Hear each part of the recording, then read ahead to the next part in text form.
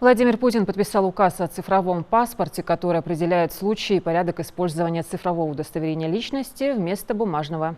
Россияне смогут его предъявлять с портала госуслуг. С помощью такого паспорта, например, можно получить цифровые права, цифровые полисы общего медстрахования, карты болельщика и многое другое.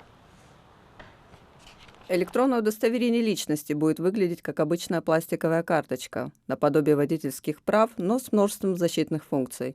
Так паспорт будет снабжен чипом, носителем информации, в котором есть функция бесконтактного чтения, криптографии и QR-кодом. Фото на новом документе будет дублироваться в виде голографического изображения. Все комплектующие новой системы будут российскими. Иностранные сервисы в интересах защиты данных участвовать не будут. Если потерять паспорт нового образца, заблокировать его можно всего за несколько секунд. Достаточно позвонить в МФЦ или МВД. Так никто не сможет воспользоваться персональными данными. Госпошлина на электронный паспорт первое время будет стоить 300 рублей. Оставить бумажные паспорта при желании могут только те, кому он выдан на бессрочной основе, то есть после 45 лет. В дальнейшем, отмечают в правительстве, переход на электронные документы позволит сэкономить крупные суммы и миллионы часов рабочего времени.